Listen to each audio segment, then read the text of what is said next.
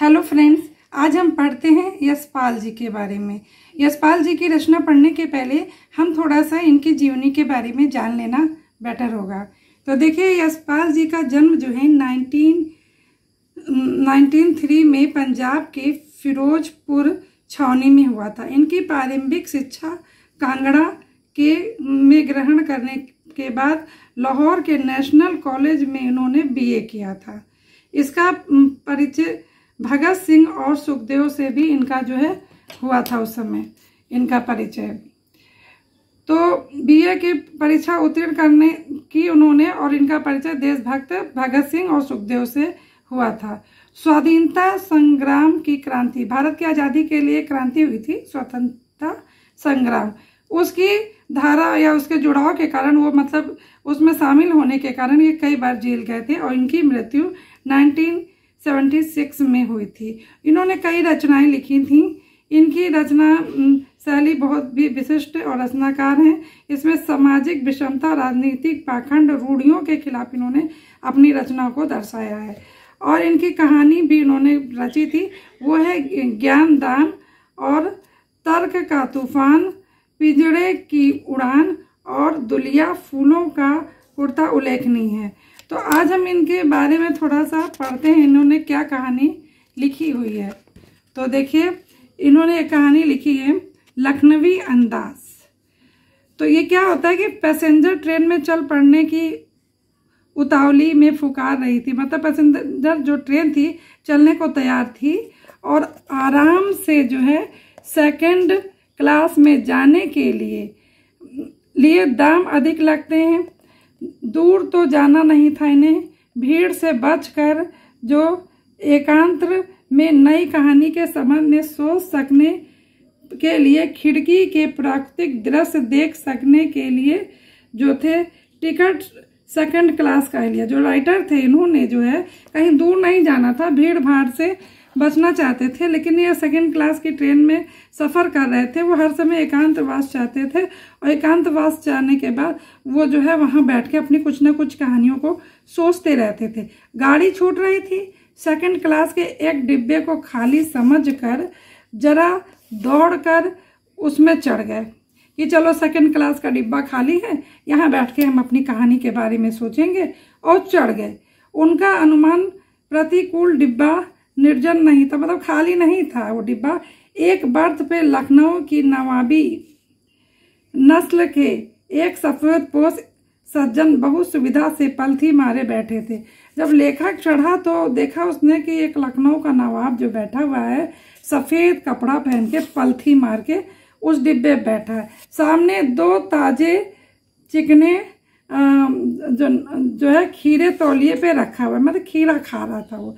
डिब्बे में हमारे सासा कूद जाने से वो सज्जन की आंखों में एकांत मतलब कह रहे कि सज्जन की आंखों में एकांत चिंतन से विघ्न का असंतोष दिखाई दे रहा था कि ये व्यक्ति कहाँ से चढ़ाया, मैं तो आराम से अकेले बैठ के सफ़र कर रहा था। तो राइटर था ना, तो वो अपने हिसाब से सोचता है। सोचा हो सकता है कि यह भी कहानी के लिए सूझ की चिंता में हो, मतलब जैसे मैं कहानी के बारे में सोचकर एकांत में आया था, वैसे भी ये कहानी के बारे में ये भी कुछ लिखता हो। शायद मुझे देखकर इसकी आंखों में असंतोष दिखाई दे रहा है कि ये व्यक्ति कहाँ से आ गया। खीरे जैसी अपदार्थ वस्तु को शौक करते देखा जाने के संकोच में हो, या तो यह सोच रहा होगा कि मैं खीरा खा रहा हूँ और ये मेरे खीरे आया है तो मुझे कहीं से खीरा पूछना ना पड़े, और उसने राइटर ने अपने दिमाग से इस चीज़ को सोचा। तो नवाब साहब ने संगति के लिए उत्साह नहीं दिखाया, मतलब जब कहते हैं ट्रेन में कोई आ जाता है तो दूसरा व्यक्ति को एक साथ मिल जाता है, बातें करते हैं, लेकिन वो नवाब साहब ने संगति माने हमें पाकर मतलब कोई उत्साह नहीं दिखाया उन्होंने।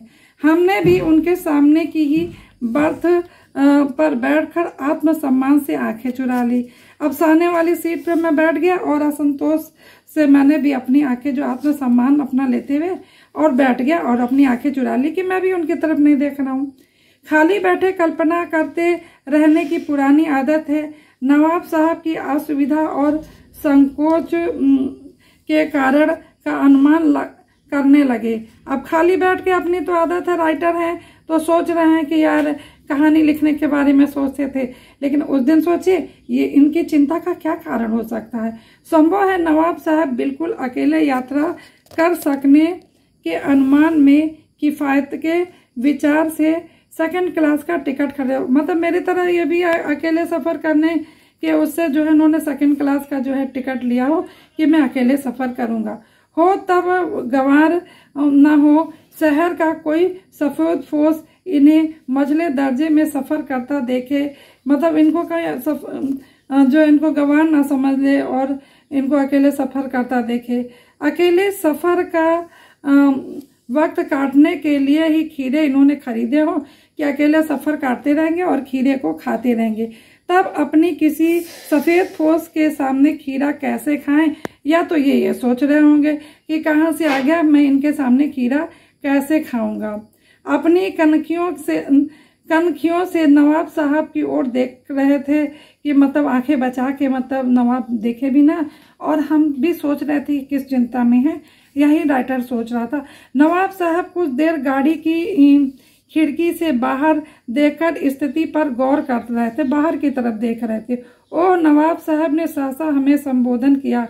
आदाब, अर्ज जनाब, खीरे का शौक फरमाइएगा। अंत में उन्होंने मुझे पूछ ही लिया कि जनाब आप खीरे का शौक फरमाइएगा, मतलब कहने का मतलब है कि आप खीरे खाइएगा।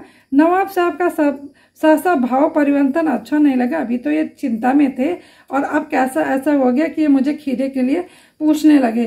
भाप लिया, अब शराफत का गुमान बनाए रखने के लिए हमें भी मामूली लोगों की हरकत में लथेड़ लेना चाहते हैं। अपने शरीफ बनने के चक्कर में हमें मामूली लोगों में लथेड़ लेना चाहते हैं तथा ये सब सोच रहे थे।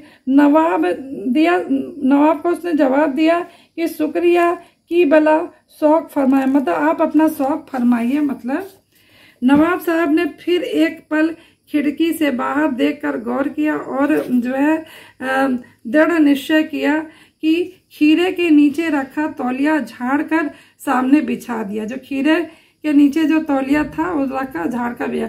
सीट के नीचे से लोटा उठा लिया उन्होंने, सीट के नीचे रखे थे।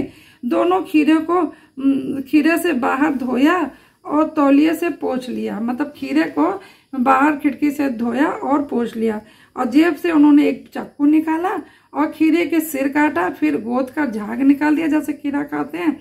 फिर खीरे को बहुत एहतियात से उन्होंने जो है छीलकर और फाकों को करीने से तौलिए में सजा दिया। उसको मतलब कई पतले पतले टुकड़े करके खीरे को उन्होंने तौलिए पे रख दिया, क्योंकि बर्तन वर्तन तो रहता नहीं है ऐसे सफर में। लखनऊ स्टेशन पर खीरा बेचने वाले खीरे के इस्तेमाल का तरीका जानते हैं। ग्राहक के लिए जीरा मिलाकर नमक, पिसी हुई लाल मिर्च और पुड़िया का भी हाजिर कर देते हैं, मतलब टेस्टी बनाने के लिए।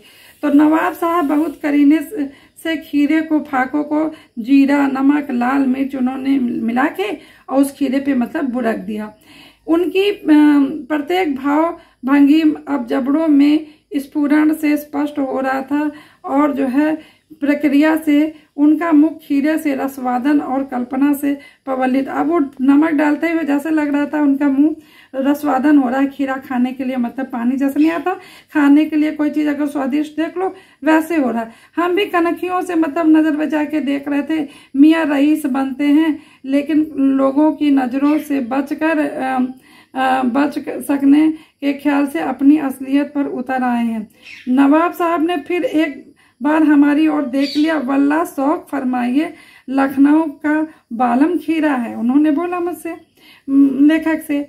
तो नमक मिर्च छिड़क दिए जाने से ताजे खीरे की पनियाइत फाके देख कर, मैंने पानी निकलने लगते ना, पनियाइत फाके, तो पानी निकलना देख कर जो है उनको जो है मुंह में जो पूछा जा रहा था उनको भी जरूर पानी आ रहा था, लेकिन इनकार कर चुके थे। भैया अब कैसे खाएं, पहले ही हम मना कर चुके हैं।